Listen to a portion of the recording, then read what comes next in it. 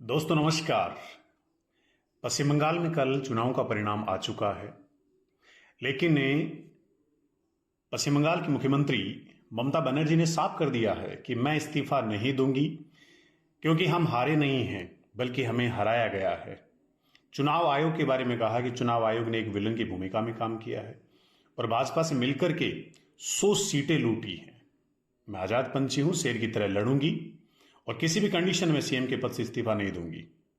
हम जनादेश से नहीं, साजिश से हारे हैं, इसलिए इस्तीफा देने राजभवन भी नहीं जाऊंगी।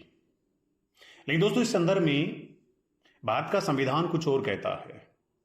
भारतीय संविधान का अनुच्छेद 164 का क्लोज 1 साफ शब्दों में कहता है कि अगर नई विधानसभा गठन हो जाता है तो राज्यपाल के द्वारा विधानसभा में बहुमत दल या गठबंधन के नेता को मुख्यमंत्री के रूप में नियुक्त किया जाता है और फिर मुख्यमंत्री की सलाह से मंत्री परिषद की नियुक्ति की जाती है। मंत्री परिषद के सदस्य व्यक्तिगत रूप से राज्यपाल के प्रसाद पर्यंत उत्तरदायी होते हैं। एक बड़ा मामला जो पिछले लगातार भारत की राजनीति में सक्रिय रहा है कि क्या ईवीएम में गड़बड़ी करके चुनाव जीते जा रहे हैं। तो एक बात मैं कह देना चाहता हूं कि काउंटिंग के दौरान जो एजेंट्स हैं वो 17 गैप फॉर्म साथ लेकर के आते हैं और ईवीएम मशीन जब ऑन की जाती है तो टोटल का बटन दबाया जाता है और उसे फिर 17 गए से मिलान किया जाता है।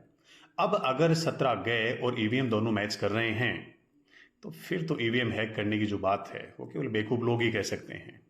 ठीक है, निर्वाचन आयोग है, ईडी है, सीबीआई है, ये संस्थाएं फिर भी सरकार के साथ हो सकती हैं, लेकिन ईवीएम का गुप्त बटन दबाने का अधिकार केवल वोटर के पास है।